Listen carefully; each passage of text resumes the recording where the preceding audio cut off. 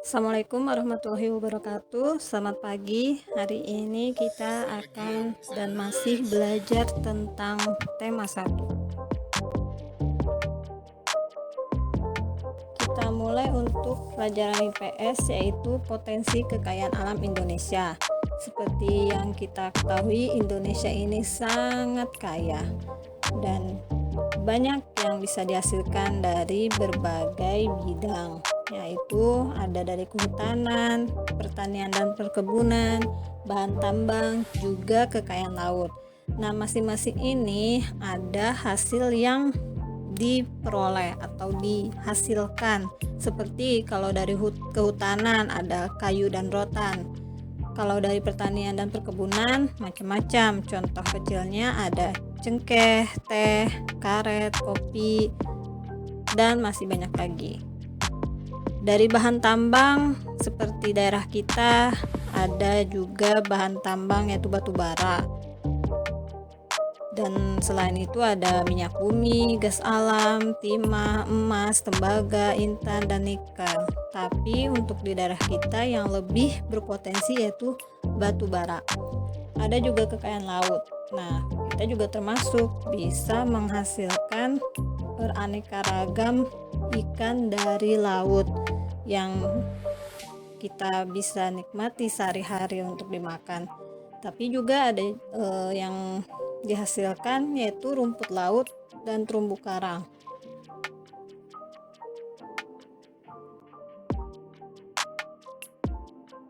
Selanjutnya yaitu kepadatan penduduk Indonesia. Nah, ada yang disebut warga negara. Apa itu? Ya seperti kita, orang-orang yang secara hukum merupakan anggota dari negara tersebut, memiliki hak dan kewajiban, juga diakui dan dilindungi oleh negara atau hukum. Contohnya kita mempunyai hak dan kewajiban seperti apa? Kalian nih, haknya apa? Haknya mendapatkan pendidikan. Kewajibannya apa? Kewajibannya belajar dengan sungguh-sungguh. Itu salah satu contohnya. Lalu ada juga disebut penduduk. Penduduk itu cakupannya lebih besar, orangnya lebih banyak, karena penduduk itu adalah orang-orang yang tinggal di suatu wilayah. Contohnya penduduk Kota Berau. Nah, kita ini termasuk penduduk Kota Berau. Dan di setiap wilayah itu penduduknya berbeda-beda, dipengaruhi oleh faktor tertentu. Seperti apa? Seperti tingkat kelahiran, tingkat kematian, dan perpindahan penduduk. Jadi penduduk di Berau sama penduduk di Jakarta pasti beda. Di Jakarta lebih padat, di Berau lebih sedikit. Selanjutnya kita membahas tentang kenampakan alam dan buatan. Jadi kenampakan bumi ini terbagi menjadi dua. Ada kenampakan alam dan ada kenampakan buatan. Kalau kenampakan alam itu lingkungan yang terbentuk secara alami. Contohnya seperti laut, gunung, sungai, hutan, dan yang intinya diciptakan oleh Tuhan kalau kenampakan alam. Bagaimana dengan kenampakan buatan? Kalau kenampakan buatan itu lingkungan yang sengaja dibuat oleh manusia. Contohnya seperti sawah, jembatan, jalanan, pasar, pemukiman. Yang jelas kenampakan buatan itu dibuatnya oleh manusia. Jadi itu yang membedakan. Kalau kenampakan alam dibuatnya oleh Tuhan, kalau kenampakan buatan dibuatnya oleh manusia. Selanjutnya ada kondisi iklim Indonesia. Iklim merupakan kondisi rata-rata cuaca berdasarkan waktu yang panjang untuk lokasi di bumi atau planet lain. Jadi ada ilmu juga yang mempelajari tentang iklim yang disebut klimatologi. Kalau cuaca adalah keadaan udara pada saat tertentu. Misalnya ada cuaca panas, cuaca dingin, cuacanya hujan, dan seperti itu. Lalu berdasarkan letak dan unsur iklim, Indonesia dikenal 3 macam iklim. Ada iklim tropis, iklim musim, dan iklim laut. Kalau iklim tropis dialami oleh negara-negara yang dilalui atau di sekitar garis khatulistiwa. Ciri-ciri iklim tropis seperti apa? Seperti panas, terus curah hujannya tinggi sepanjang tahun. Nah, seperti di tempat kita seperti itu, iklimnya tropis, panas. Lalu ada iklim lain yaitu iklim laut. Nah, 70% wilayah Indonesia ini berupa perairan.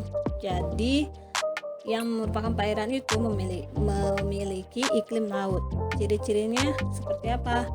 Seperti udaranya sering berawan, basah, suhu udaranya sedang, dan memiliki curah hujan yang tinggi. Lalu ada juga iklim musim yang terjadi karena pergerakan angin muson barat dan muson timur. Akibatnya di Indonesia dikenal dua musim, ada musim hujan dan kemarau. Musim hujan terjadi bulan Oktober sampai April, sedangkan musim kemarau terjadi antara bulan April sampai Oktober. Tapi kalau sekarang ini tidak menentu ya, meskipun kita ini di bulan April sampai Oktober. Harusnya kan musim kemarau, tapi kadang-kadang kita hujan juga, sering juga hujan. Nah, seperti itu.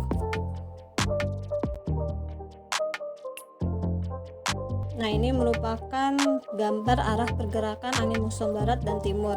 Kalau tanda panah merah itu muson timur, kalau yang tanda panahnya hitam itu muson barat.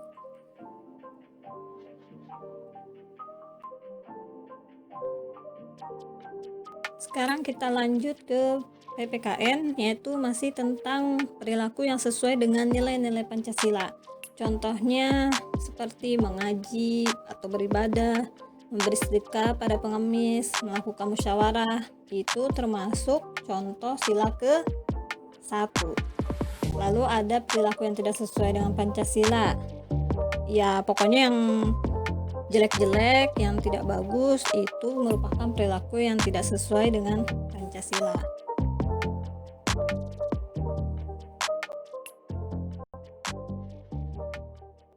Nah, di situ ada lambang Pancasila. Yang pasti kalian sudah dari kelas 1 atau 2 sudah belajar tentang lambang Pancasila, yaitu burung Garuda yang mempunyai semboyan Bhinneka Tunggal Ika, berbeda-beda tetapi tetap satu juga. Sekarang kita akan membahas simbol tiap-tiap sila Pancasila yang sudah tidak asing lagi bagi kalian.